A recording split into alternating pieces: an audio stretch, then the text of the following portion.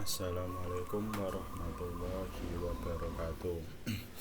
Oke, sebelumnya perkenalkan, nama saya Muhammad Akbar Ramadhani dari kelas HKIA dengan nomor NIM 2320110027. Nah, di sini saya akan menjawab pertanyaan dari ujian tengah semester dalam yang di matkul Bank dan Lembaga Keuangan Syariah yang diampu oleh beliau Bapak Labib Nubhai MSI. Oke, langsung saja kita bahas soal yang pertama. Dari soal yang pertama, kasus Haidar dan Nabila soal pembiayaan rumah itu. Haidar dan Nabila itu kan mau membeli rumah seharga 500 juta, tapi mereka itu punyanya hanya 100 juta. Nah, mereka membutuhkan jadi mereka itu harus membutuhkan pembiayaan dari bank syariah agar tidak terjerumus dalam riba akad yang paling tidak terjerumus dari riba. Jadi si Haidar dan Nabila itu bisa menggunakan akad murabahah dan akad musyarakah mutanakisah. Nah, pertama itu kalau menggunakan yang akad murabahah, berarti bank syariah itu akan membeli rumah terlebih dahulu.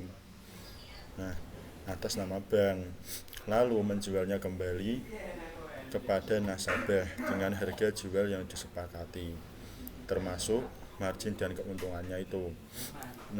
Nanti nasabah mencicil harga jual tersebut kepada bank dalam jangka waktu tertentu. Akad ini halal karena keuntungannya itu diambil dari bank. Yang disebut itu margin jual beli, bukan bunga atau riba seperti di bank konvensional. Yang kedua itu bisa menggunakan akad musyarakah mutanakisah, yaitu kerjasama kepemilikan antara bank dan nasabah. Bank dan nasabah bersama-sama membeli rumah, lalu nasabah membayar bagian kepemilikan bank secara bertahap sampai rumah itu sepenuhnya milik nasabah, jadi dengan cicilan gitu. Akad ini juga sesuai syariah karena berdasarkan prinsip kerjasama dan kepemilikan bertahap, bukan peminjaman berbunga. Nah, jadi kesimpulannya itu akad yang tepat itu si Haidar dan Nabila itu harus menggunakan akad murabahah dan akad, kalau enggak ya akad musyarakah mutanakisah yang tidak mengandung riba, dan juga berdasarkan jual beli atau kerjasama yang sah menurut hukum syariat hukum Islam. Oke, lanjut yang kedua itu di sini tentang fungsi perbankan syariah dan sumber keuntungan. Oke, langsung lanjut saya jelaskan tentang fungsi perbankan syariah ini sebagai lembaga intermediasi. Artinya, bank penghimpunan dana dari masyarakat yang berlebihan dan menyalurkan kepada masyarakat yang membutuhkan dana, tetapi dengan prinsip syariah tanpa adanya unsur riba, maisir, perjudian, bunga, riba tadi bunga, maisir itu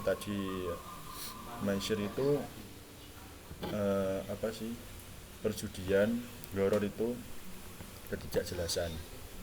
Ya. Nah,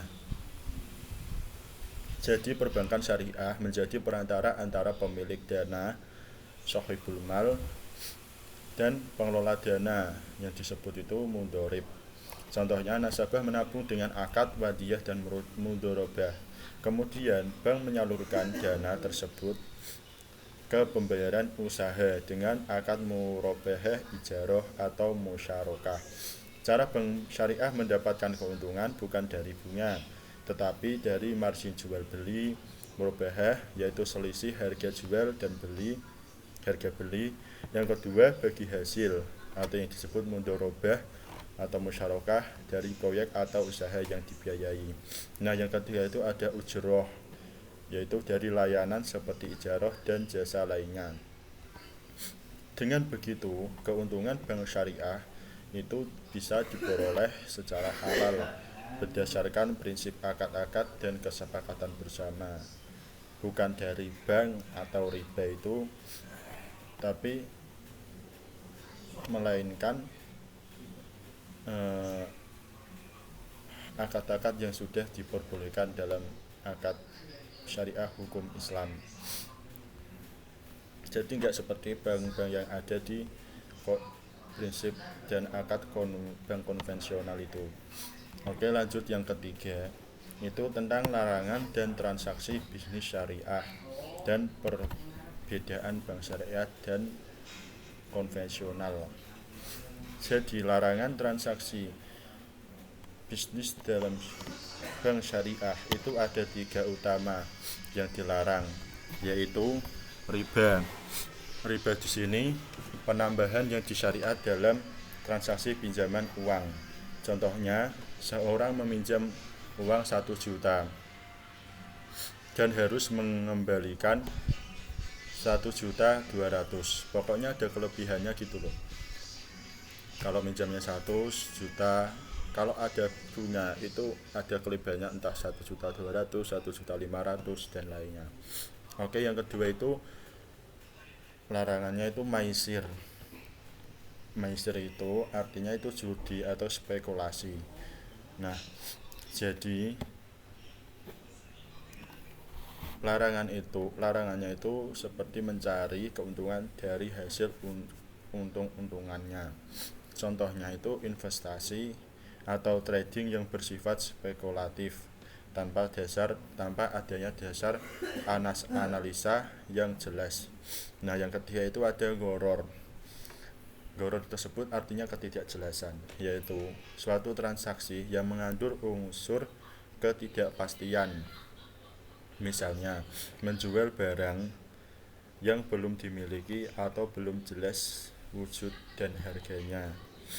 Jadi tidak ada kesepakatan antara penjual dan pembeli. Itu yang disebut goror. Nah, sekarang tentang pendapat bank syariah sama saja dengan bank konvensional. Itu apakah sama? Jelas itu beda. Itu tidak benar. Nah, perbedaan utamanya itu terletak pada sistem dan akadnya. Kalau bank konvensional itu menggunakan sistem bunga riba tadi.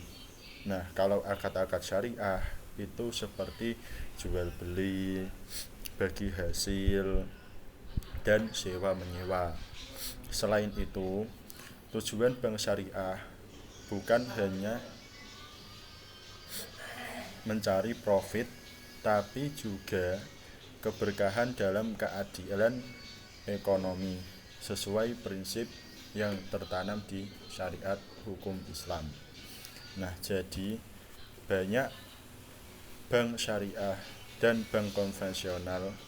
Jadi bank syariah dan bank konvensional itu jelas berbeda, baik dari segi akad-akadnya, prinsip-prinsipnya maupun niat dasarnya. Oke, itu yang bisa saya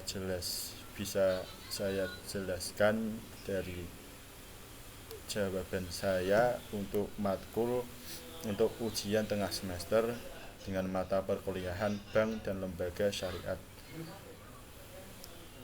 yang diampu oleh Bapak Labib Mubhainil MSI.